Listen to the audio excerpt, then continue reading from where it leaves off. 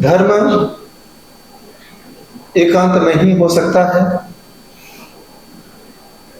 बांसवाड़ा में हमारे ज्येष्ठ, श्रेष्ठ, विशिष्ट मनोज्ञाचार्य आचार्य पुलक सागर जी एकांतवास में हैं, भक्तामृत की साधना से जुड़े हुए हैं। मुझे बड़ी खुशी है, आज पूरे भारत देश के कोने कोने में भक्तामृत की गंगा बह रही है। घर घर भक्तामृत, हर घर भक्तामृत। जो एक मैंने सपना संजोया था, आज वह साकार रूप ले रहा है। मैं यही प्रभु से प्रार्थना करता हूँ, उनकी साधना और बड़े।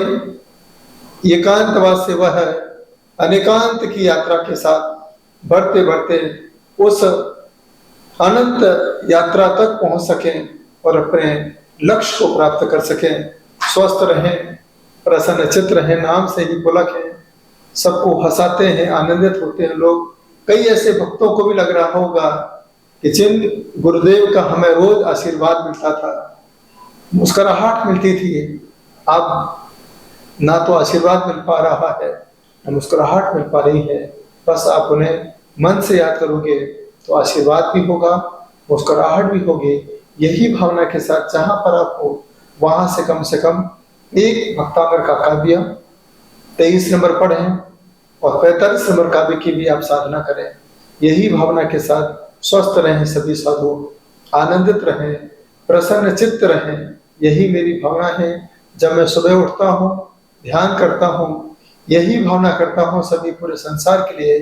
भावना दिन रात मेरी, सब सुखी संसार हो।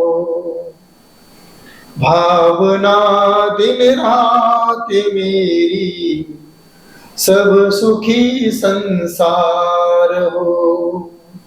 सत्य संयमशील का व्यवहार घर घर बार हो। धर्म का प्रचार हो, देश का उद्धार हो। और ये बिगड़ा हुआ भारत चमन गुलजार हो। भावना दिन रात मेरी, सब सुखी संसार हो। यह संसार का हर प्राणी सुखी हो। हमारे आचार्य पुलक सागर जी गुरुदेव स्वस्थ रहें, सभी भक्तों को मुस्कुराने का आशीर्वाद देते रहें, क्योंकि यही इस पंचम काल में एक ऐसे आचार्य हैं जो जैन के लिए नहीं, अजैनों के लिए भी एक वरदान है। हमारे आचार्य पुष्प सागर जी का भी बहुत विशेष आशीर्वाद इन सभी साधुओं के लिए हमारे ऊपर भी रहता है। तो यही भावना के साथ मैं प्रभु से यही प्रार्थना करता हूँ, भक्तामृत की साधना, भक्तामृत भावना के साथ जीवन में आनंद की अनुभूति होती रहे और यह एकांत वास साक्षात परम पिता के वास हो। यही भावना के साथ मैं अपने भक्तामृत की साधना के साथ सभी भक्तों को जोड़ना चाहता हूँ।